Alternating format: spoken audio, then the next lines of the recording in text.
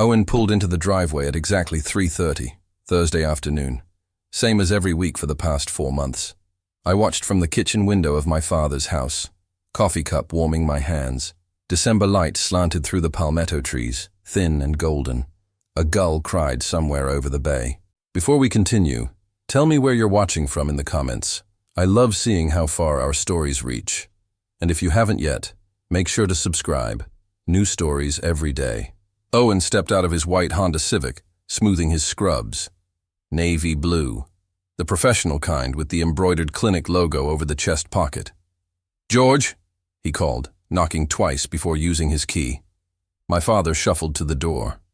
82 years old, shoulders permanently bent from decades of construction work. The Alzheimer's had been creeping in for 3 years now. Some days he knew my name. Other days he called me David, my brother who died in 1987. "Ready for our walk, George?" Owen smiled. That warm, patient smile I'd been grateful for since he married Emma. Dad looked at me. Something flickered in his eyes. Not recognition exactly. Something else. "We'll just be an hour," Owen said, already guiding Dad toward the door. "Fresh air does him good, you know how it is." I did know. Or I thought I did. I'd been grateful when Owen started taking Dad out every week. Emma worked from home most days, designing websites for small businesses, but Owen had Thursdays off from the private clinic where he worked as a nurse. He'd suggested the walks after Thanksgiving dinner last year, right after Dad had forgotten we were eating turkey and asked when lunch would be served. "He needs routine," Owen had said. "Structure. I see it all the time at the clinic." Emma had squeezed my hand across the table. "Isn't that sweet? We're so lucky." We were lucky. That's what I told myself. Dad had been there when Claire died. Pancreatic cancer. 8 months from diagnosis to the end. He'd driven 3 hours from Sarasota to Tampa every weekend to sit with me in that hospital room. Held my hand during the last hour when I couldn't breathe right, and the nurses had to bring me water and tell me it was okay to let her go. After the funeral, he'd helped me pack up the house, all Claire's things. Her painting supplies, her collection of seashells from every beach we'd ever visited, her jewelry box with the broken clasp she'd never let me fix. He didn't say much, just worked beside me, box after box, until the house was empty, and I could finally sell it and move into the rental condo near the harbor. That was 4 years ago. Now it was my turn to take care of him. Except I wasn't the one taking care of him. Owen was. Thursday, December 7th. I stayed at Dad's house after Owen left with him, washing the breakfast dishes Dad had left in the sink. 2 plates. He'd eaten twice, forgotten the first meal. The toast was still in the toaster, burned black. I was drying the plates when I noticed the laundry basket by the back door, Dad's clothes from yesterday. I picked up his flannel shirt to fold it. The right sleeve had mud on it, dark, wet mud. But it hadn't rained in 12 days. I looked closer. Not mud. Something else. A brown stain that didn't smell like dirt. More chemical. Medicinal. The jacket was worse. His blue windbreaker, the one he wore on every walk with Owen. Mud, or whatever it was, caked into the cuffs. Scratches on the fabric, like he'd pushed through brush. And on the inside of the left sleeve, near the wrist, a faint rust-colored mark. Blood. Not much, just a smear, mostly washed out. But unmistakable. I sat down at the kitchen table. Outside, the palm trees bent in the wind. A brown pelican landed on Dad's dock, folding its wings. The bay glittered. Dad came home at 4:45, earlier than usual. Owen helped him through the door, one hand on his elbow. Dad's face looked empty, not confused, emptied. Like someone had reached inside and scooped something out. "Little tired today," Owen said. "We went a bit farther than usual." Dad didn't respond, didn't look at me, just let Owen guide him to his recliner in the living room. I stood in the doorway watching. "Where'd you walk?" "Same route, down by the nature preserve." Owen adjusted Dad's blanket over his lap. He sat on a bench for a while. Fed the ducks some crackers. "There's mud on his jacket." Owen glanced up. His expression didn't change. "Yeah, he wandered off the path a little. You know how he gets." I had to grab him before he went into the mangroves. He has scratches on his arms. Branches. I told you, he wondered. I looked at Dad. His eyes were half closed, head tilted back against the headrest. His left arm rested on the armrest, exposed below his pushed-up sleeve. 3 parallel scratches ran from his wrist to his elbow. Thin, precise, not like branches at all. More like fingernails. Owen followed my gaze. He was pretty agitated today. Fought me a little when I tried to steer him back to the path. You know how strong he still is when he gets worked up. I didn't answer. Dad had never gotten agitated on walks, never fought anyone. Even with the Alzheimer's, he was gentle, compliant. The doctors had said we were lucky. Some patients became aggressive, but not George. Owen stood, checking his watch. I should get going. Emma's making dinner. He paused at the door. You staying with him tonight? For a while. Good. He might be extra confused. It was a long walk. Owen smiled. That same warm smile. See you Sunday for dinner? Yeah, Sunday. The door closed. His Honda started. Gravel crunched under tires. I sat across from Dad in the other recliner. He didn't open his eyes. His breathing was slow, heavy. Not sleep. Something deeper. Dad? Nothing. Dad, can you hear me? His hand twitched, fingers curling slightly, but he didn't wake. I waited until his breathing evened out completely. Then I stood and walked to the coat rack by the door. His blue windbreaker hung there, still damp in places. I checked the pockets. Receipts from the grocery store, 3 weeks old. A tissue. His expired driver's license that he still carried, even though he hadn't driven in 2 years. And in the inside pocket, folded small, a piece of paper. I unfolded it carefully. A receipt, Bay Medical Plaza. Date, December 7th. Today. Time, 15:47, 3:47. Right in the middle of their walk. Service, consultation. Provider, V. Navarro, MD, amount, $220. Zeros paid in full. The paper trembled in my hand, not from wind. The windows were closed. I looked at Dad, still unconscious in his chair. The scratches on his arm, the chemical smell in his jacket, the brown stain on his sleeve. The nature preserve was 6 miles north of here. Bay Medical Plaza was 4 miles south. Owen had lied. I folded the receipt and put it in my pocket. Then I went to the kitchen drawer where Dad kept his spare keys and pulled out the small ring with 2 keys on it. House key, shed key. I added a 3rd item to the ring. Something I'd ordered online last month when I first started noticing Dad's confusion getting worse after the Thursday walks. I'd told myself I was being paranoid, overprotective. That grief over Claire was making me suspicious of innocent things. The GPS tracker was small, flat, black, magnetic. Battery life, 3 weeks. I walked back to the coat rack, opened the inside pocket of Dad's windbreaker, and pressed the tracker firmly into the fabric lining. It stuck. Invisible unless you knew to look for it. Outside, the sun was setting over the bay. Orange and pink bleeding into purple. The Pelican lifted off from the dock, wings beating heavily against the still air. Dad's eyes opened. He looked at me, and for just a second, I saw clarity there. Real recognition. Richard, he said. My name. Clear. Certain. I'm here, Dad. His hand reached out. I took it. His grip was weak, fingers cold. Where did we go? He whispered. You went for a walk with Owen, remember? He stared at me. The clarity faded, replaced by something worse than confusion, something that looked like fear. I don't remember the walking. His hand went slack in mine. His eyes closed again. I sat there until full dark, holding my father's hand, staring at his blue windbreaker hanging by the door, the GPS tracker hidden inside it like a secret, like a prayer. Next Thursday was 6 days away. The GPS app on my phone updated every 30 seconds, a blue dot moving through Sarasota. Thursday, December 14th, 3:32 p.m. I sat in my car 3 blocks from Dad's house, watching the screen. Owen had picked Dad up 18 minutes ago. The blue dot had moved north on Tamiami Trail for exactly 4 minutes. Then it turned east, away from the nature preserve, away from the walking trails Owen always mentioned. The dot stopped moving at 3:45. Bay Medical Plaza, 4750 South Tamiami Trail.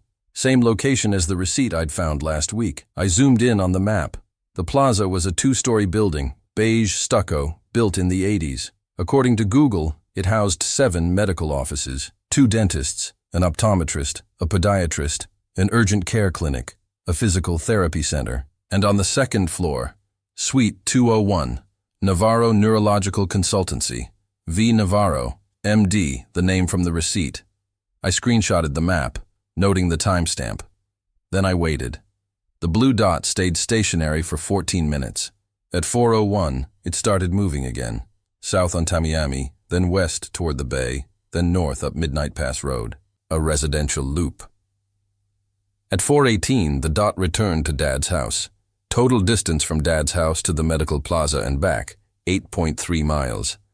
Total time Owen claimed they spent walking by the nature preserve, 48 minutes. The nature preserve was 6 miles in the opposite direction. I saved the route. Opened the previous Thursday's data. Same pattern, same destination. 14 minutes at Bay Medical Plaza, then the residential loop before returning home. I went back further. November 30th, same route. November 23rd, identical. November 16th, Thanksgiving week, no walk that Thursday. We'd all been together at Emma's house. But November 9th showed the same pattern again. 4 consecutive Thursdays, 4 identical routes, 4 stops at a neurological consultancy I'd never heard of, with a doctor whose name Dad had never mentioned. And every time Owen brought him home, Dad was more confused, more emptied out, more covered in scratches and chemical smells. I called Emma at 4:40. She answered on the third ring, distracted. "Hey Dad, what's up? I need to talk to you about Owen and George. Can it wait? I'm on a deadline." Keyboard clicking in the background. She was always on a deadline. "It's important." The clicking stopped. "Is Grandpa okay? That's what I need to talk to you about. The walks he takes with Owen. Where do they actually go?" Silence. Then, "What do you mean, where do they actually go?" "They go to the nature preserve. Owen's told you 100 times. Emma." I kept my voice level. "I need you to ask Owen about a place called Bay Medical Plaza, Suite 201, Dr. Navarro." "Dad, what are you doing?" "Just ask him." "Are you tracking them?" Her voice rose. "Are you seriously tracking your own father like he's a criminal?" "He comes home confused, scratched up. His clothes smell like disinfectant. And I found a medical receipt from a doctor we've never discussed. He has Alzheimer's, Dad. He gets confused. That's what the disease does." She sighed, the long, suffering sound she'd perfected at age 15. "And Owen's a nurse. He probably stopped by his clinic to pick something up. Maybe he brought Grandpa inside for a minute." "Jesus, you're being paranoid. Then why wouldn't he mention it?" "Because you'd react exactly like this." The keyboard clicking resumed. Faster now, angry. "Owen takes care of Grandpa every single week. He spends his day off helping us. And you're questioning him like he's doing something wrong. I just want to understand." "No, you want to control everything, like always." Her voice hardened. "Mom died, and you couldn't control that. So now you micromanage everyone else. Me, Grandpa, Owen. You need to stop." The line went dead. I sat in my car for 20 minutes staring at the phone. The blue dot hadn't moved. Dad was home. Owen was probably home too, having dinner with Emma, telling her about her paranoid father who didn't trust anyone. Maybe she was right. Maybe grief had made me suspicious. Maybe Owen had a perfectly reasonable explanation. But the scratches weren't reasonable. The chemical smell wasn't reasonable. And the way Dad looked at me last Thursday, that fear in his eyes, that wasn't confusion. That was something else. I drove to Bay Medical Plaza on Friday morning. 10:15. The parking lot was half full. A young mother carried a toddler into the urgent care clinic. An elderly man hobbled toward the physical therapy center, leaning on a cane. Normal. Everything looked normal. The directory in the lobby listed all 7 offices. Suite 201, second floor, V. Navarro, MD, Neurology. Office hours, by appointment only. I took the stairs. The second floor hallway was narrow, fluorescent lights humming overhead. 4 doors. Suite 201 was at the end, farthest from the stairs. The door was closed, no window. Just a brass plate, Navarro Neurological Consultancy. Below it, smaller text, private practice, referrals required. I tried the handle, locked. Through the door, I heard nothing. No voices, no movement. The urgent care clinic downstairs had been busy, phones ringing, people talking. Up here, silence. I pulled out my phone and took pictures. The door, the brass plate, the empty hallway. Then I went back downstairs to the building manager's office. The woman behind the desk looked up from her computer. 50-something, reading glasses on a chain. Name tag, Brenda. Help you. I'm trying to reach Dr. Navarro, Suite 201, but the door's locked. He keeps limited hours. She didn't look up from her screen. You need an appointment. Do you have his number? It's listed with the practice. You can Google it. I smiled, kept my voice casual. I'm actually looking into the practice for my father. Alzheimer's. Someone recommended Dr. Navarro, but I can't find much information online. How long has he been here? Brenda finally looked at me.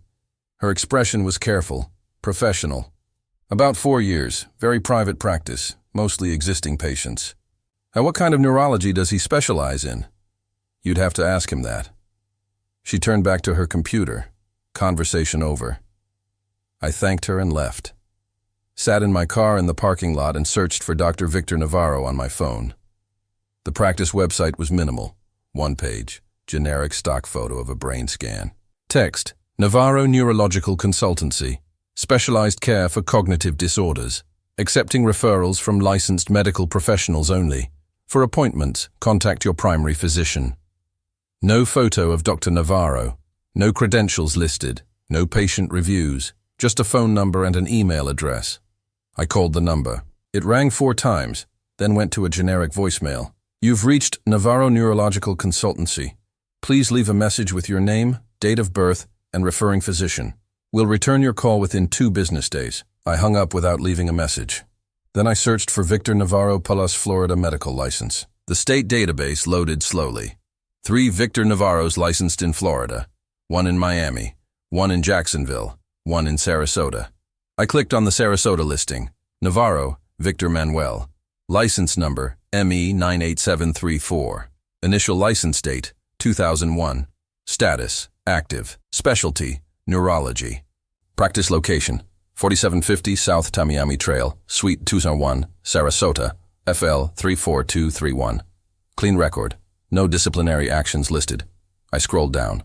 Board certifications. Medical school, Universidad Autónoma de Guadalajara, 1998. Residency, Tampa General Hospital, 1999-2003. And then, at the bottom, a small notation I almost missed. Disciplinary history. See case file, 2019-04472. I clicked the link. The page loaded. Case summary from the Florida Board of Medicine. Opened April 2019. Closed October 2019. Complaint. Excessive prescribing of controlled substances. Specifically, benzodiazepines and sleep medications. Filed by Anonymous Healthcare Provider. Investigation outcome. Insufficient evidence to proceed. Complainant declined to provide additional documentation. Case closed without disciplinary action. Notes: Dr. Navarro voluntarily agreed to enhanced prescription monitoring for 24 months. No further complaints received. I read it 3 times. Then I screenshot the entire page.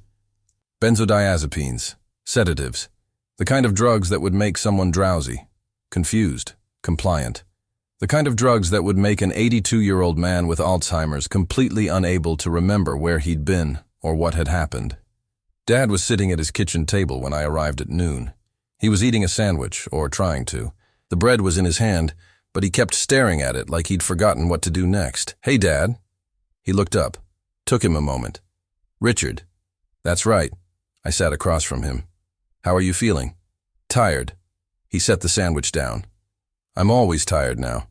Did you sleep okay last night?" "I think so." He frowned. "I don't remember." I pulled out my phone, opened the GPS history. "Dad, I want to ask you about your walks with Owen. Do you remember where you go?" His frown deepened. "The park. We go to the park." "The nature preserve?" Yes. The park with the trees. Do you remember going anywhere else? Maybe a doctor's office?" His hand started to shake. Just slightly. He pulled it into his lap. "I don't. There's a room, white walls, bright lights." "What room?" "I don't know." His voice rose. agitated. I don't remember. Why don't I remember? It's okay, Dad. It's okay.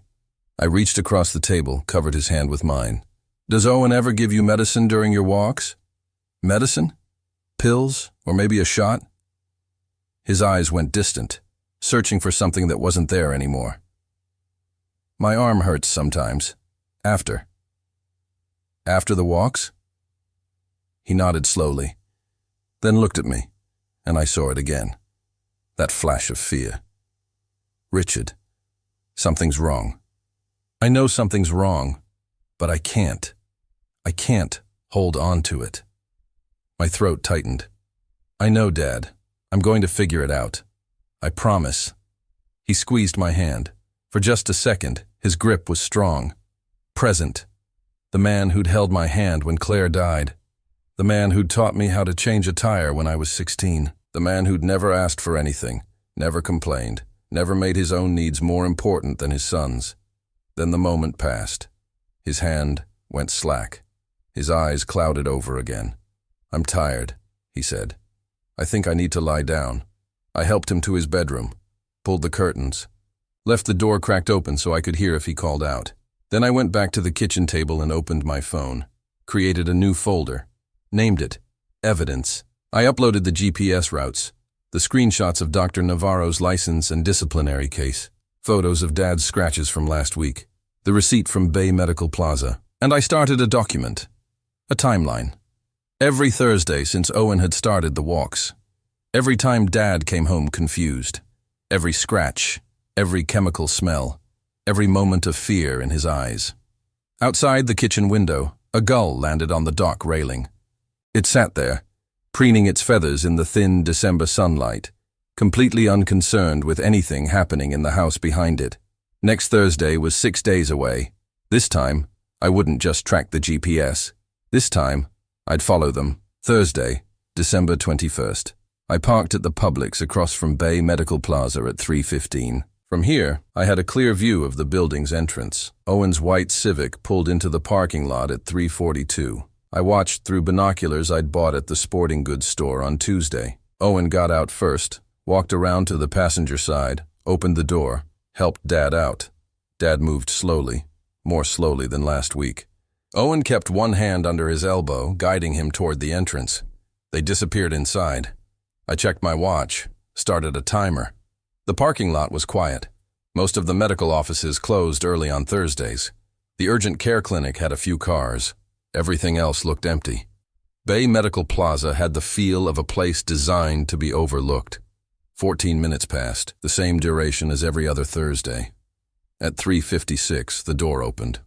Owen came out first, walking backward, both hands supporting Dad now. Dad's legs weren't working right. His feet dragged, his head lolled forward. Owen practically carried him to the car. Got him into the passenger seat, buckled the seatbelt, closed the door, stood there for a moment checking his phone. Then he got in and drove away. I followed at a distance. They took the same residential loop as always. Slow, meandering streets through neighborhoods where old money lived quietly behind hibiscus hedges. Owen drove carefully, stopping fully at every stop sign. A man with nothing to hide. At 4:23, they pulled into Dad's driveway. I drove past, turned around at the end of the block, came back, parked 3 houses down. Through the binoculars, I watched Owen help Dad to the door. Dad's feet barely moved. Owen was supporting his entire weight. They went inside. I waited, counted to 500. Then I drove to Dad's house, parked in the driveway, used my key. The living room was dim. Owen had drawn the curtains. Dad was in his recliner, unconscious, not asleep, unconscious. His breathing was shallow, ragged. His mouth hung open. A line of drool ran from the corner of his lip down his chin. Owen stood in the kitchen, washing his hands at the sink. He looked up when I entered, smiled. That same warm, patient smile. Hey, Richard. Didn't know you were coming by. I told Dad I'd check on him. I kept my voice neutral. How was the walk? Good. He was pretty tired today, though. Think we overdid it a little. Owen dried his hands on a dish towel. He'll probably sleep for an hour or so. I looked at Dad. His left arm hung off the armrest, completely limp. There was a small piece of medical tape on the inside of his elbow, a pinprick of blood beneath it. "What's that?" I pointed. Owen glanced over. "Oh." He scratched himself on a branch. I put a bandage on it. "Looks like a needle mark." "It's a scratch, Richard." Owen's smile didn't change, but something in his eyes shifted. Harder. "You know how thin his skin is. Bleeds from anything." I walked to the recliner, crouched beside Dad, lifted his arm gently, peeled back the medical tape. Puncture wound. Small, precise, professional. Exactly where you'd insert an IV or draw blood. "Owen." I looked up at him. "What happened during your walk?" "I told you. He scratched." "There's no scratch. This is a needle mark." Owen's expression finally changed. The warmth drained out of it. "Okay, you want the truth?" "I took him to see Dr. Navarro. He's a neurologist. I've been consulting with him about George's care." "Why?" "Because his Alzheimer's is progressing rapidly. I thought a specialist might help without telling me." "I didn't want to worry you." Owen leaned against the kitchen counter, casual, like we were discussing the weather. "Dr. Navarro's been doing some assessments, memory tests, blood work to check for other issues. All standard stuff. Blood work." I stood up. "Every Thursday." "Not every Thursday. Just when needed." "And what does Dr. Navarro say?" Owen hesitated. Just for a second. "He thinks George might benefit from a clinical trial. New medication for cognitive decline. But we're still in the evaluation phase." "What medication?" "I don't know the name offhand. It's experimental. Dr. Navarro would have to explain it better than I can." I looked at Dad, still unconscious. Drool pooling on his collar now. "Why is he like this? This isn't tired. This is sedated. He got agitated during the appointment. Dr. Navarro gave him a mild sedative to calm him down, for his own safety." Owen checked his watch. "I should get going. Emma's expecting me home. I want to talk to Dr. Navarro." "Of course. I'll give you his number." Owen pulled out his phone, started scrolling. "Actually, you know what? Why don't I set up a meeting? He's very particular about his schedule, prefers coordinated appointments." "I can call him myself." "Richard." Owen looked at me directly. His voice was calm, reasonable. The voice of someone explaining something simple to someone being difficult. "I'm trying to help. I've been taking care of George every week, driving him to appointments, making sure he gets proper medical attention, and you're acting like I'm doing something wrong." "You didn't tell me, because I knew you'd react like this." He gestured at me. "Suspicious, accusatory. I'm married to your daughter. George is my family too. I care about him." The words were right. The tone was right. Everything about Owen's performance was perfect, except Dad's arm, the needle mark, the chemical smell in his jacket that I could smell from here, and the fear. Always the fear in Dad's eyes. "I want copies of all his medical records from Dr. Navarro," I said. "I'll request them. Might take a few days. I want them by Monday." Owen's jaw tightened, just barely. Then he smiled again. "Sure, no problem. I'll call his office first thing tomorrow." He walked past me, stopped at the door. "You know, Emma's worried about you. She thinks you're not handling your grief well. Maybe you should talk to someone, a therapist, someone who can help you process things." The door closed softly behind him. I stood there for a long time, listening to Dad's labored breathing.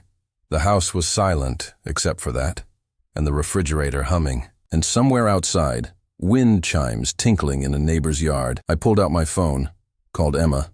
She answered on the 5th ring. "What? Did you know Owen's been taking Dad to a neurologist?" "He mentioned it." "When?" "I don't know. A few weeks ago. He said Grandpa needed better care. And you didn't think to tell me." "Dad, I'm not going to defend every single thing Owen does to you. He's a medical professional. He knows what he's doing." She paused. "Are you at Grandpa's house right now? Is Owen there?" "He just left." "Jesus Christ. Did you ambush him again?" I asked about a needle mark in Dad's arm. Silence. Then, "What needle mark?" "Owen took blood. Or gave him something, I don't know which. Dad's unconscious in his chair." "He's not unconscious. He's sleeping.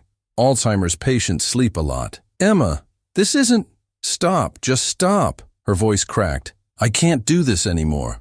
You calling me, texting me, questioning everything. Owen is helping. If you can't accept that, then maybe you need to step back from Grandpa's care. Step back. Yes, step back. Let the people who know what they're doing handle it. The line went dead. I put the phone on the kitchen counter, walked back to Dad. His breathing had evened out slightly, less ragged, but he still hadn't opened his eyes. I checked the coat rack. His blue windbreaker was there. I went through the pockets again, found another receipt, crumpled at the bottom of the inside pocket. Bay Medical Plaza, December 14th, last Thursday. Service, consultation and laboratory services. Provider, V. Navarro, MD. Amount, $380. 00. Paid in full. Laboratory services. I photographed the receipt, added it to my evidence folder. Then I went through Dad's bathroom. His medications were lined up on the counter. Blood pressure pills, cholesterol medication, vitamin D, all prescribed by Dr. Lin, his primary care physician. And behind them, tucked against the mirror, a small amber bottle I'd never seen before. I picked it up. The label was handwritten. George Caldwell. Lorazepam 1 mg. Take 1 tablet as needed for anxiety. Prescriber, V. Navarro, MD. Date, November 16th, 2023. Lorazepam, a benzodiazepine, the same class of drugs Navarro had been investigated for overprescribing in 2019. I opened the bottle. It was supposed to contain 30 tablets. There were 11 left, 19 pills gone in 5 weeks, nearly 4 pills a week, for a man who'd never shown anxiety symptoms before Owen started taking him on walks. I took photos of the bottle from every angle, then I put it back exactly where I'd found it. Dad woke up at 6:30. I was sitting in the chair across from him, watching the sky turn dark outside the bay window. His eyes opened slowly, unfocused. He looked around the room like he'd never seen it before. Where am I? Your home, Dad. Your house. He stared at me. No recognition. Who are you? I'm Richard, your son. I don't. His face crumpled. I don't know where I am. I don't know you. Why don't I know you? I moved to the ottoman beside his chair, took his hand. It's okay. You're safe. Something's wrong. Tears ran down his face. Something's very wrong with me. I know. I'm going to fix it. He gripped my hand. Please. Please help me. I will. I promise. He fell asleep again 20 minutes later. I covered him with a blanket, locked the front door from inside, and lay down on his couch. Didn't trust leaving him alone tonight. Around 2 a.m., I got up and opened my laptop, searched for medical power of attorney forms for Florida, found a standardized template, filled it out with my information as Dad's healthcare proxy. He'd already signed general power of attorney forms years ago after the Alzheimer's diagnosis. But I'd never activated the healthcare provisions. Never needed to. I needed to now. At 8 the next morning, I drove to Dad's primary care physician, Dr. Lin's office was in a small professional building near Sarasota Memorial Hospital. The receptionist knew Dad, knew me. I need Dr. Lin to sign off on healthcare power of attorney, I said, and I need copies of George Caldwell's complete medical records, everything he has on file. She looked uncertain. We need a patient request form. I have power of attorney. I slid the form across the counter. She read it carefully, then nodded. I'll get the doctor. Dr. Lin came out 20 minutes later. He was 70, Chinese-American, sharp-eyed and direct. He'd been Dad's doctor for 15 years. Richard, come to my office. I followed him back. He closed the door, gestured for me to sit. What's going on with your father? That's what I'm trying to find out. Has he seen another neurologist? Dr. Victor Navarro? Dr. Lin frowned. No, I'm George's only physician. Why? I told him everything. The walks, the needle marks, the lorazepam prescription, the visits to Bay Medical Plaza. Dr. Lin's expression grew darker with each detail. When I finished, he opened his computer, pulled up Dad's file. I've never prescribed lorazepam for George. Never. Benzodiazepines are extremely dangerous for Alzheimer's patients. They accelerate cognitive decline, increase fall risk, cause severe confusion. He scrolled through screens. And I've never referred him to Dr. Navarro. I've never even heard of him. Owen said Navarro's running a clinical trial. What trial? Dr. Lin's voice was sharp now. I'm George's primary physician. Any clinical trial would require my coordination. Nobody has contacted me about any trial. He kept scrolling, stopped, leaned closer to the screen. This is wrong. What? There's a record here dated December 1st. Lab work, blood panel. It says I ordered it. Did you? No. He clicked on the entry. This was billed through my practice, but I never ordered this test. Never saw these results. He turned the screen toward me. The lab report showed elevated liver enzymes, decreased kidney function, abnormal protein markers. What does that mean? It means someone's been giving your father something toxic. Dr. Lin looked at me, and they've been doing it in my name. The attorney's office was on Main Street, 3rd floor, overlooking the bay. Patricia Rosen specialized in elder law and medical fraud. Her website listed 18 successful cases against healthcare providers who'd exploited vulnerable patients. I'd called her Saturday morning. She'd agreed to see me Monday at 9. She was 55, gray hair cut short, reading glasses on a chain around her neck.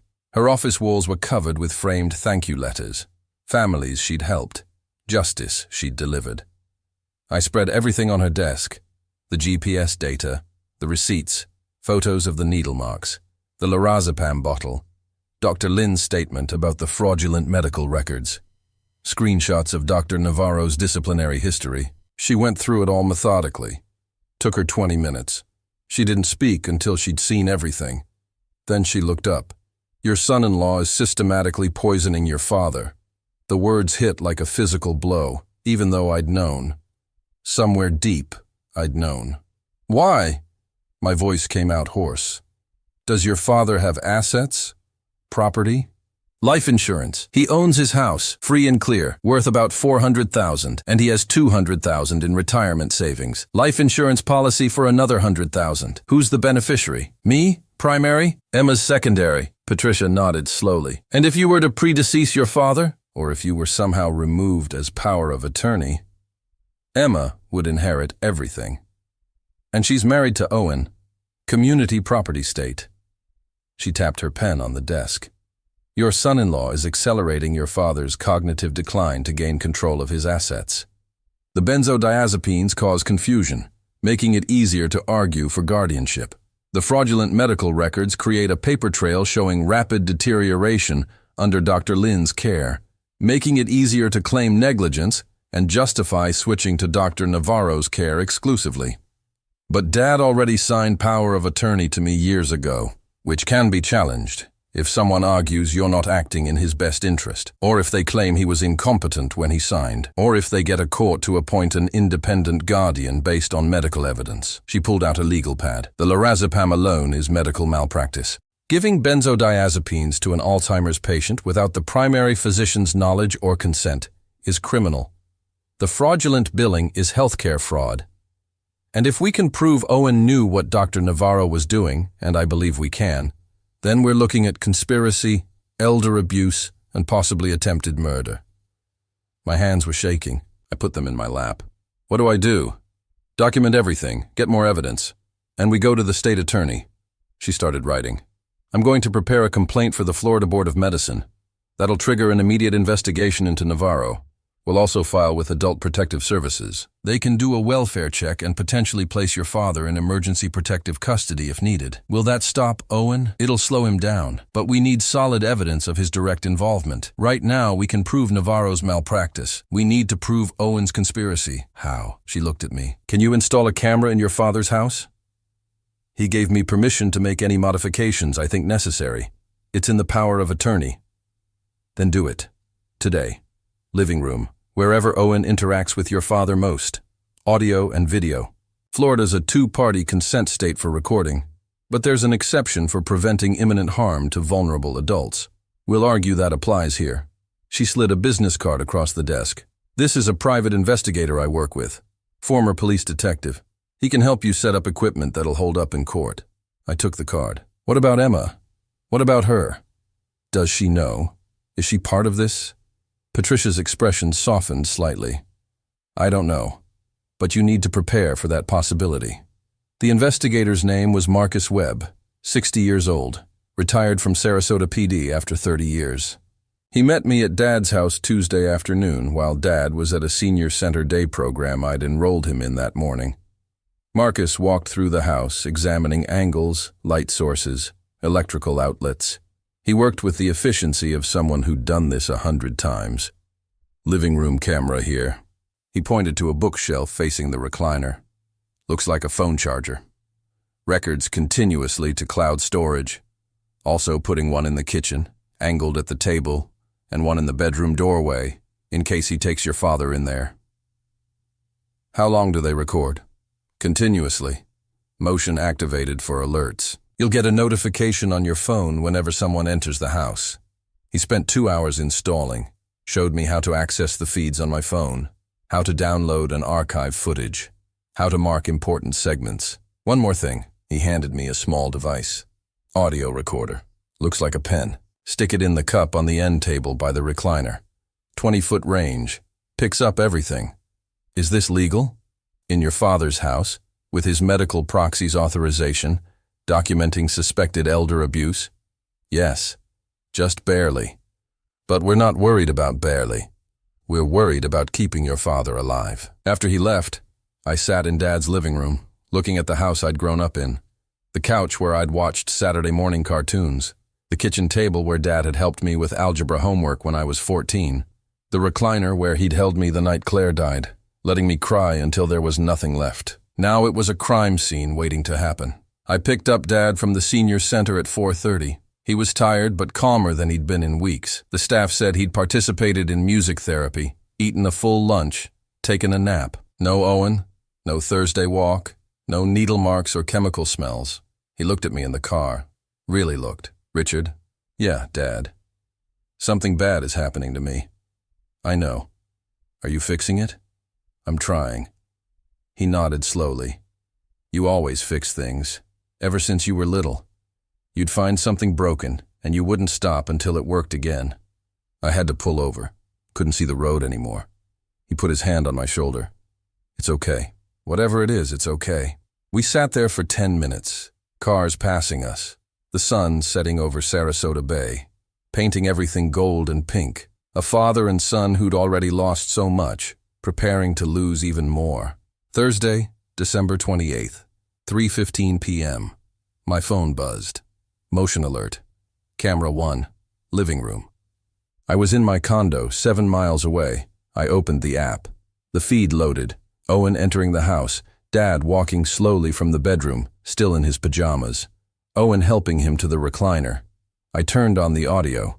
Owen's voice, cheerful. Ready for our walk, George? Dad's voice, confused. I'm tired today. I know. We'll make it a short one. But first, take your medicine. Dr. Navarro said it's important. Silence. Then Dad. What medicine? The one that helps you remember. Here. The camera showed Owen pulling a small amber bottle from his jacket pocket. Not the lorazepam from the bathroom. A different bottle. He shook out 2 white pills, extended his hand toward Dad. I don't want medicine. George, you need it. Doctor's orders. Come on, open up. No! Owen's voice changed, harder. George, take the pills. I want to talk to Richard. Richard isn't here. It's just us. Now take the goddamn pills. Dad's hands came up, defensive. No, I don't like this. I don't like you. Movement too fast for the camera to catch clearly. Owen's hand on Dad's jaw, forcing it open. Dad struggling. Owen pushing the pills into his mouth. Dad trying to spit them out. Owen's hand clamping over Dad's mouth. His other hand pinching Dad's nose shut. Swallow. Swallow or you can't breathe. Dad's hands clawing at Owen's arms. Weak. Ineffectual. The scratches I'd seen. He'd been scratching himself, trying to fight. 20 seconds. 30. Dad's struggles weakening. Finally, Owen released him. Dad gasping, coughing. Owen holding up a glass of water. Drink, all of it. That's right. Good. Dad drank, his hands shaking so badly that water spilled down his chin. Owen set the glass down, checked his watch. We'll leave in 10 minutes. Let those kick in first. He walked to the kitchen. I heard the sink running. Him washing the glass. Whistling softly. I was already in my car. Engine running. Reversing out of my parking space. The drive to Dad's house took 11 minutes. I broke every speed limit. Ran 1 red light. Owen's Civic was still in the driveway. The front door was unlocked. I walked in. Owen was helping Dad into his windbreaker. Dad's movements were sluggish, drugged, his eyes half closed. Owen looked up, smiled. "Hey, Richard. Just heading out for our walk." I held up my phone, turned the screen toward him. The video was still playing. Owen forcing pills into Dad's mouth, Dad fighting, Owen cutting off his air supply. "What is that?" Owen's smile didn't change, but his body went very still. "That's you, assaulting my father, forcing him to take medication without consent, all recorded, all time-stamped, all saved to cloud storage that you can't access or delete." The smile finally died. "You put cameras in here." "I did." "That's illegal." "Actually, it's not. I have medical power of attorney. This is my father's house, and I'm documenting suspected elder abuse." I put the phone in my pocket. "Take your hands off him." Owen didn't move. "You don't understand what's happening here." "I understand perfectly. You're drugging him, accelerating his Alzheimer's with benzodiazepines, creating false medical records, all so you can get control of his assets when he dies." "That's insane." "Is it? Because I have 5 months of GPS data showing you never took him to any nature preserve. I have receipts from Dr. Navarro's office. I have the lorazepam prescription that his real doctor never authorized. I have fraudulent lab work billed under Dr. Lin's name. And now I have video of you forcing pills down his throat." Owen's jaw clenched. "Emma knows everything. She's in on it. You go after me, you go after her too." The words were designed to hurt. They worked. "I don't believe you. Call her. Ask her where she thinks George's money should go. Ask her how she feels about you controlling everything. Ask her whose idea this was." I looked at Dad. He was leaning against the wall now, barely conscious. A thin line of drool ran from his mouth. His eyes were closed. "You need to leave," I said. "Right now, and you're never coming back." "Or what?" "Or I call the police, show them the video, press charges for assault, elder abuse, and conspiracy to commit fraud. You'll lose your nursing license. You'll go to jail." Owen stared at me, calculating, weighing options. Then he pulled out his phone, dialed, put it on speaker. It rang twice. Emma answered. "Hey, what's up?" "Your father found out," Owen said. Silence. Then, "Found out what?" "Everything. The visits to Dr. Navarro, the medication. He has cameras in George's house. He recorded me giving George his pills today." More silence. I could hear her breathing. "Emma," I said, "tell me you didn't know." "Dad, tell me you didn't know what he was doing." It's not what you think." "Then what is it?" "Grandpa's dying anyway. The Alzheimer's it's going to kill him. He's suffering. We're trying to make it faster, more peaceful. So he doesn't have to go through years of not knowing who anyone is, not knowing where he is, scared all the time." My voice came out flat, empty. "You're killing him for his money." "No, that's not." "How much is Owen paying you, Emma? What's your cut?" "Dad, stop. You don't understand. Grandpa wouldn't want to live like this. You're being selfish, keeping him alive when he's—" I hung up, looked at Owen. "Get out." He smiled. Cold now. All pretense gone. "You can't prove Emma knew. The video shows me, not her. You want to destroy your daughter's life over this?" "I want you out of my father's house. Now." Owen walked toward the door, stopped with his hand on the knob. "This isn't over. You just made a very big mistake." "No," I said. "You did. 5 months ago, when you thought you could hurt someone I love and get away with it." The door closed. His car started. Gravel crunched under tires. I went to Dad, lowered him to the floor, turned him on his side in case he vomited, called 911. "My father's been drugged. I need an ambulance, and I need police." The ambulance arrived in 7 minutes. 2 paramedics, young, efficient. They checked Dad's vitals, pupils, responsiveness, loaded him onto a gurney. "What did he take?" the female paramedic asked. I showed her the video on my phone. Her expression hardened. "We need the pills. What's in the bottle?" Owen had taken it with him. "I don't know, but he's been prescribed lorazepam without authorization, and there might be other drugs. His doctor can provide records." They took him to Sarasota Memorial. I followed in my car, called Patricia Rosen from the road. "It happened. I have video. Owen forced medication. Assaulted him. Dad's in an ambulance. Where are you? Heading to the ER. Don't talk to anyone without me present. Not police, not hospital administration. I'm on my way. The police were already at the hospital when I arrived. 2 officers, a detective. They took me to a private room off the ER waiting area. Detective Sarah Mendoza was 40-something, sharp-eyed, tired. She'd probably seen everything. Now she was seeing this. I waited for Patricia. She arrived 20 minutes later, briefcase in hand, already in attorney mode. My client is the victim's son and legal healthcare proxy. He discovered ongoing elder abuse and documented it. He's prepared to cooperate fully. Mendoza nodded. Show me what you have. I did. The GPS data, the receipts, the fraudulent medical records from Dr. Lin, the lorazepam bottle, photos of needle marks, and finally, the video from today. Mendoza watched it twice. Her jaw tightened. Who's the man forcing the pills? Owen Marsh, my son-in-law. He's a nurse at Bayside Private Clinic. And the doctor? Navarro? Victor Navarro, Suite 201, Bay Medical Plaza. He's been seeing my father without the knowledge or consent of his primary physician, prescribing benzodiazepines, billing fraudulently under Dr. Lin's name. Mendoza took notes. Your son-in-law? He's married to your daughter? Yes. Does she know about this? Patricia cut in. That's speculative. My client has reason to believe she may have been aware, but we don't have direct evidence of her involvement. Mendoza looked at me. But you think she knew? I didn't answer. Couldn't. We'll need to interview her, Mendoza said. And we're bringing in Owen Marsh for questioning. This video shows clear assault. Combined with the medical fraud, we're looking at multiple felonies. A nurse appeared at the door. Mr. Caldwell, your father's stable. Doctor wants to speak with you. Dr. Patel was the ER attending.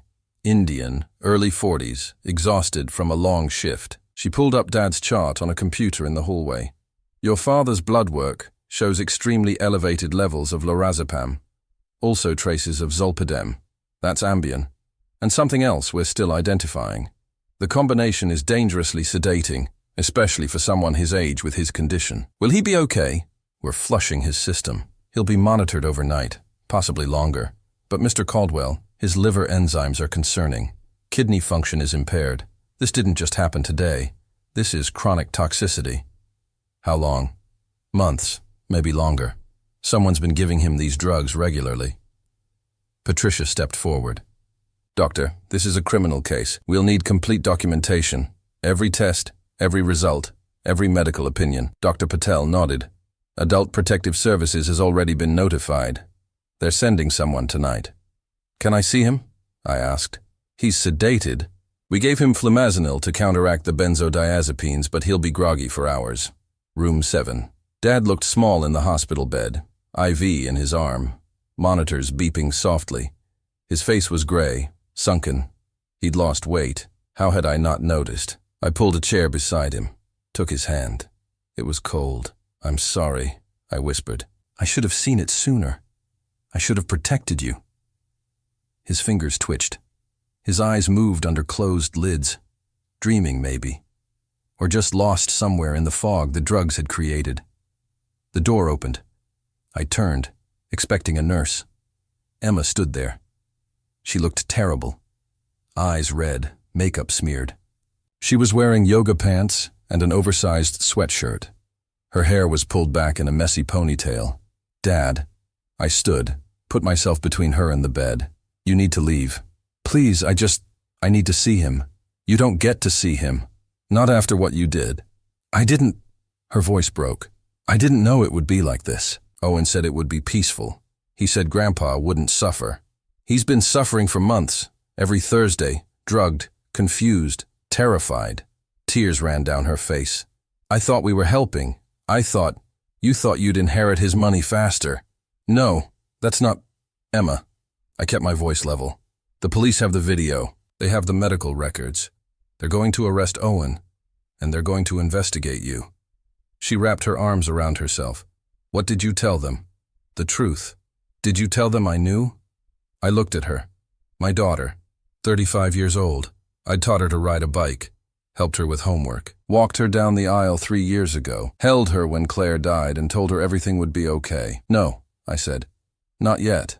She exhaled. Thank you. Don't thank me. I'm giving you one chance, Emma. One. You tell the police everything. What Owen did. What you knew when you knew it. You cooperate completely. And maybe you don't go to jail. I can't.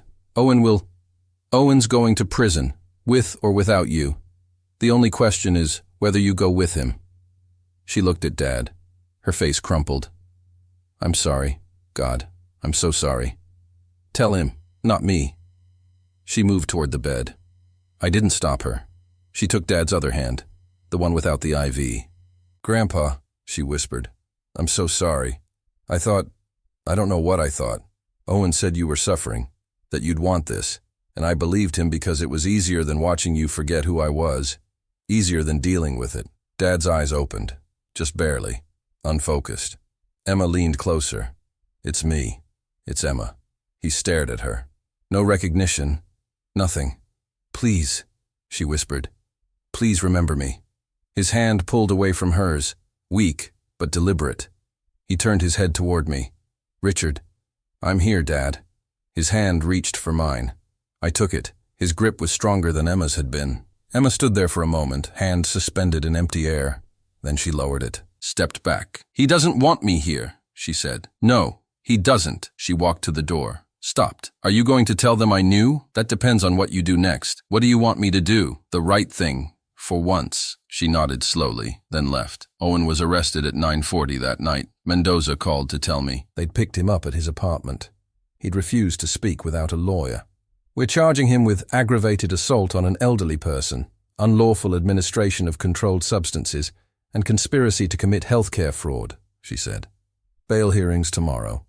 Given the severity and the flight risk, we're arguing for remand. What about Dr. Navarro? Warrants being prepared. The State Medical Board executed an emergency suspension of his license this afternoon. His clinic is closed. We're seizing all records. And Emma? We'd like to interview her. Can you have her come in tomorrow? I'll try, Patricia called 10 minutes later. Richard, we need to talk about your daughter. I know. If she was complicit, she's facing serious charges. If she testifies against Owen, we might be able to negotiate immunity or reduced charges. But you need to prepare yourself for the possibility that she'll be arrested. I know, I said again. What do you want to do? I looked at Dad, still sleeping. The monitors tracking his heartbeat, his oxygen, his blood pressure. All the metrics that proved he was still alive, still fighting. I want justice, I said, even if it costs me everything. Emma came to the police station Friday morning. I met her in the parking lot. She looked like she hadn't slept. I'm going to tell them everything, she said. Owen started it. 6 months ago. He said Grandpa's Alzheimer's was getting worse and that you were in denial. He said the medical bills would bankrupt the family. He said there were ways to make it faster, more humane. And you believed him. I wanted to believe him, because the truth was too hard. Watching Grandpa disappear, knowing it would take years, knowing we'd have to watch every single day of it. She looked at me. I'm not making excuses. I knew it was wrong. I didn't stop it. Did you ever see the medical records? The prescriptions? No. Owen handled all of that. He said Dr. Navarro was helping, that it was all legal, clinical trials or something. Did you know about the Thursday visits to the clinic? She hesitated. Owen told me he was taking Grandpa to see a specialist. He said you wouldn't approve, so it was better to keep it quiet. Emma, you're a smart woman. You had to know something was wrong. I didn't want to know. Her voice broke. That's the truth. I didn't want to look too close, because if I looked, I'd have to do something, and I didn't want to choose between my husband and my grandfather. So you chose money? No, I chose... She stopped. Yeah, I guess I did. We walked inside together. Mendoza met us in an interview room. Patricia was there too, sitting beside me. Emma told them everything. The conversation 6 months ago when Owen first suggested helping Dad. The hints about inheritance. The reassurances that it was humane and what George would want. And the gradual realization that something was wrong, followed by the deliberate choice not to investigate. It took 3 hours. Mendoza recorded every word. At the end, Mendoza looked at Patricia. Your client's daughter has admitted to knowledge of ongoing elder abuse. She failed to report it. That's criminal negligence. Patricia nodded. She's also provided testimony that directly implicates Owen Marsh. She's cooperating fully. We'd like to discuss a plea agreement. I'll talk to the DA. No promises. I drove Emma home. We didn't speak until I pulled into her driveway. What happens now? She asked. You wait. You hope the DA believes you were manipulated by Owen. You pray Dad survives this, and you live with what you did. Will you ever forgive me? I looked at her. Saw Claire's eyes. Saw the little girl who used to call me Daddy and hold my hand crossing the street. I don't know, I said. Ask me in a year. She got out of the car, stood there for a moment, one hand on the door. I love you, Dad. I know. Does that matter? I don't know that either. I drove away. In the rearview mirror, she was still standing in the driveway, getting smaller and smaller, until she disappeared completely. March 15th, 3 months after the arrest. The courtroom was half empty. Owen's sentencing hearing didn't attract media attention. No cameras, no reporters. Just family members scattered across wooden benches, and lawyers shuffling papers at tables that had seen 1,000 similar cases. I sat in the back row. Emma sat 3 rows ahead, alone. We hadn't spoken since January. Judge Morrison was 60, gray-haired, methodical. She'd reviewed everything, the medical records, the video, Dr. Lynn's testimony, the toxicology reports, Dad's slowly recovering cognitive function as the drugs left his system. Mr. Marsh, please rise. Owen stood. He'd lost weight. His suit hung loose on his frame. His lawyer stood beside him. Morrison looked at him over her reading glasses. I've presided over elder abuse cases for 20 years. This is among the worst I've seen. You systematically poisoned a vulnerable man for financial gain. You used your medical training not to heal, but to harm. You violated every ethical standard of your profession. Owen stared straight ahead. No expression. You're sentenced to 8 years in state prison. Additionally, your nursing license is permanently revoked. You're prohibited from working in healthcare in any capacity. You'll pay restitution of $87,000 to cover George Caldwell's medical expenses.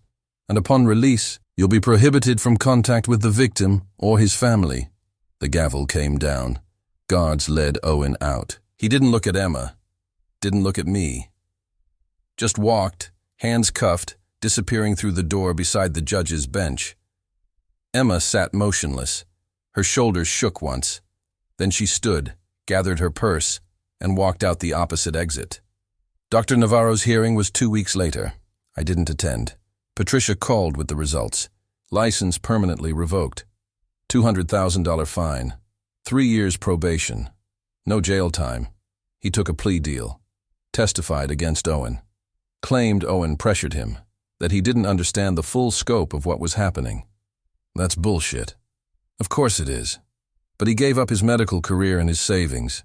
Some justice is better than none. Is it? She didn't answer that. Emma's sentencing was April 3rd. Misdemeanor criminal negligence. Failure to report elder abuse. The DA had accepted Patricia's plea negotiation. Suspended sentence. 2 years probation. 300 hours community service at an Alzheimer's care facility. Mandatory counseling. No jail time. I didn't attend that hearing either. Patricia told me Emma had cried. Said she was sorry. Said she'd spend the rest of her life making amends. Do you believe her? I asked. Does it matter what I believe? No, I guess not. Dad left the hospital in January. The acute toxicity resolved, but the damage was done. His kidney function was permanently impaired. His liver showed scarring. And the Alzheimer's had progressed during those months of chemical assault. He couldn't live alone anymore. We found a memory care facility in Lakewood Ranch, Sunset Gardens, Set. Terrible name, but the staff was competent and kind. Private room, window overlooking a courtyard with fountains and palm trees, physical therapy 3 times a week, music therapy daily. I visited every Tuesday and Thursday. Ironic, choosing Thursday, but I wanted to reclaim it, turn it into something good again. Most visits, he didn't know my name. Sometimes he called me David. Sometimes he called me Sir. Once he thought I was his father, dead since 1989. But sometimes, not often, but sometimes, he knew. Richard. Yeah, Dad, I'm here. How's Emma? That question hurt every time. She's okay. She asks about you. Is she coming to visit? Maybe soon. He'd nod, accept that, forget it 10 minutes later. Emma did visit. I knew because the staff told me. She came on Saturdays. We'd arranged it that way, never the same day, never crossing paths. I didn't know if that was mercy or cowardice. May 4th, Tuesday afternoon. I sat with Dad in the courtyard. The fountain burbled. A cardinal landed on the edge, dipped its beak, flew away. Everything green and blooming with that aggressive Florida spring growth. Dad was quiet today. Sometimes he got agitated, especially in the evenings. Sundowning, they called it. But afternoons were usually calm. Do you remember your house? I asked. The one on the bay? He frowned. Thinking. There was a dock. That's right. You used to fish off that dock. Caught a redfish once. Big one. 30 inches. 32. I was there. I was 12. He smiled. Small, but real. You were always there. We sat in silence. Comfortable. The kind of silence that didn't need filling. A woman walked past with her father. He was older than Dad, 90 maybe, hunched in a wheelchair. She was talking to him gently, pointing out flowers, birds, clouds. He wasn't responding. But she kept talking anyway. That's nice, Dad said, watching them. She's nice to him. Yeah. Someone should be nice like that. Someone is, Dad. I'm here. He looked at me, really looked. For just a moment, clarity returned. Complete, total, devastating clarity. You saved me, he said. My throat closed. I tried. No, you did. I remember. He stopped, struggling. I remember being scared. Someone hurting me. And then you came. You fixed it. Dad, I don't remember much anymore. But I remember that. You came. The clarity faded. His eyes went distant again, but his hand found mine, held it. We sat there until the sun started setting, orange and pink spreading across the sky, the same colors that painted the bay outside his house, the house he'd never live in again. June 20th, Father's Day. I arrived at Sunset Gardens at 11. Brought Dad his favorite lunch from the deli he used to love. Pastrami on rye, kosher pickle, black coffee. He didn't remember what pastrami was, but he ate it, said it was good. We were finishing lunch when I saw her, Emma, standing at the courtyard entrance. She wore a yellow sundress. Her hair was shorter. She looked thinner, older. She saw me, froze. I could have left, made an excuse, walked away and let her have her Saturday visit on a Tuesday. Instead, I gestured to the empty chair across from Dad. She approached slowly, uncertain, set her purse down, sat. Hi, Grandpa. Dad looked at her, smiled politely, the smile he gave strangers. Hello? It's Emma, your granddaughter. That's a pretty name. She glanced at me. I saw the question in her eyes. Does he ever remember me? I shook my head, just slightly. Something broke in her face. She covered it quickly, smiled brighter. We brought you lunch, Grandpa. Pastrami, your favorite. I just ate. It was good. I'm glad. Silence, awkward, heavy. The fountain seemed louder. Dad, Emma said quietly. Not to George. To me. Can we talk? We are talking. I mean really talk. Please. I looked at Dad. He was watching the cardinal again, content in his own world. 5 minutes, I said. We walked to the far end of the courtyard, out of earshot. Emma wrapped her arms around herself. I've been doing the community service at a memory care place in Sarasota. I work with the residents, activities, music, just sitting with them. Patricia told me. I see it now, what we did to him.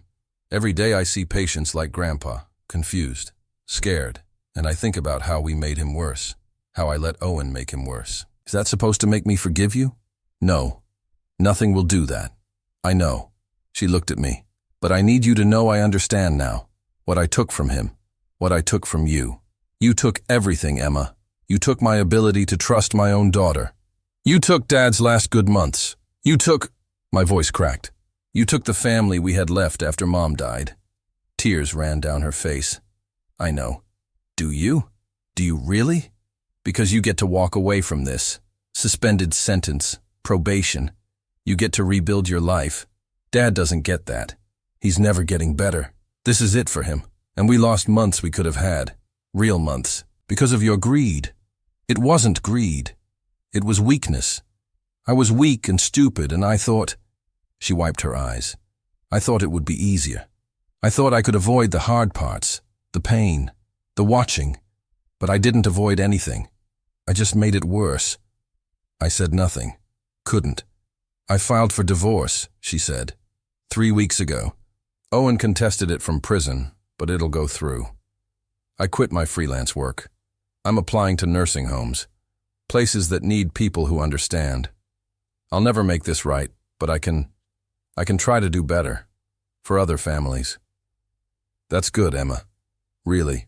But it doesn't change what happened. I know. I'm not asking you to forgive me. I'm just asking. Her voice broke. I'm asking if maybe, someday, you could let me try to earn back some tiny fraction of what I destroyed. I looked across the courtyard. Dad was nodding off in his chair. The sun warm on his face.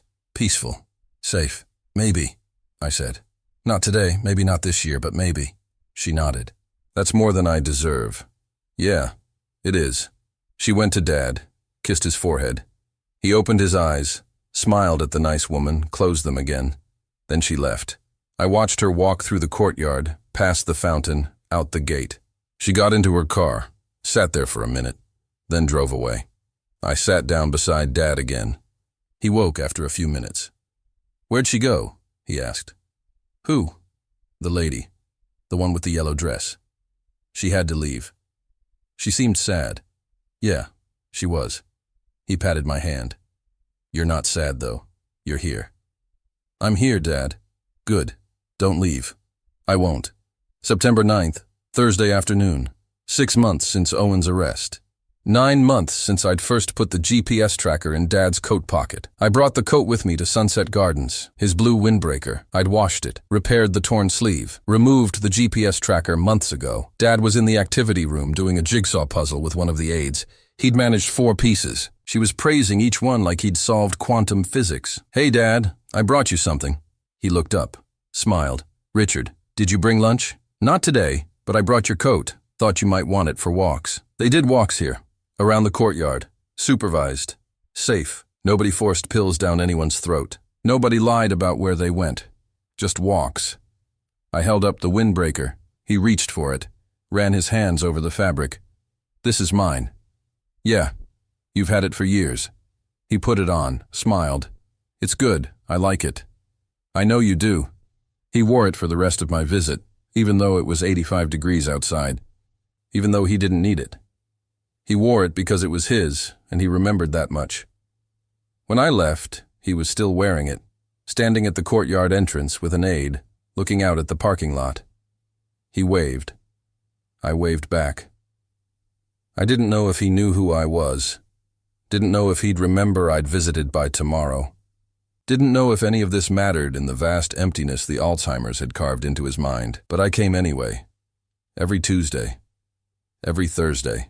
Because he'd come for me when Claire was dying. Because he'd taught me that you show up for the people you love even when it's hard, especially when it's hard. I drove home along the bay. The water was gray-blue, ruffled with wind. Pelicans cruised low over the waves. A fishing boat headed out toward the Gulf. Everything looked the same as it always had, like nothing had happened. Like the world hadn't broken and reassembled itself into a shape I barely recognized. But it had. And I was still here. And Dad was still here. And that was enough. Not happy, not healed, not whole, but enough.